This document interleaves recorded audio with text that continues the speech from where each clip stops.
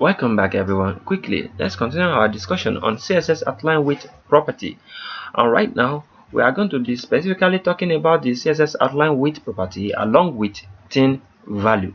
The thin value is representing the 1px, 1 pixel. So I'm going to be showing you how this works quickly. Back to our document. As you can see, we are having this in our previous tutorial where we discussed about the CSS outline width property, different type of outline width you can specify.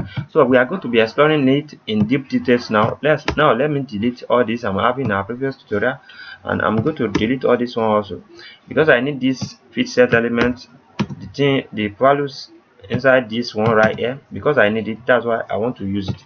So I want to do my document in this manner so you guys can be seeing what I'm using easily, so you guys can be able to follow along easily. I'm going to be doing this one also like this. Previously where we are discussing where we started talking about this CSS, I told you different ways you can organize your CSS code. So as you can see, I'm organizing it in this way. Now this one is in line way.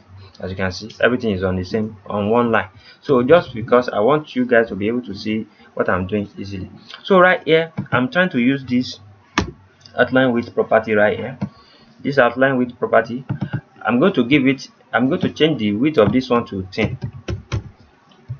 When I change it to 10, let's reload our document. If you notice very well, this one is having 10 now. Let me bring it back to the normal way it was. It's like this, 24. When I reload, can you see it's around 24? This black border this black line you are seeing right here is around 24. So when I change this to 10, and I reload my document, can you see it's turned to 1 pixel? This thing is representing 1 pixel. So I'm going to confirm it for you so you can understand.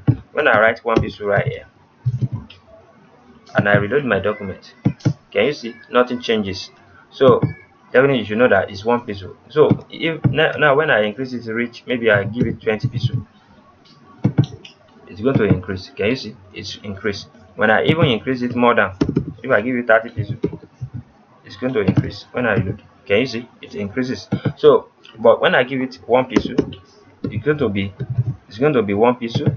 Let me reduce. Can you see? And when I give it 10, the 10 also representing the 1 pixel. That's what I'm trying to show you guys. When I reload, can you see? When I reload it, so please practice this because practice makes perfect. Let me use this also in our fit set element that is having this outline also, so you can see how it looks there also. This one is having the width of outline offset. Here is outline width. Now I'm going to use the width.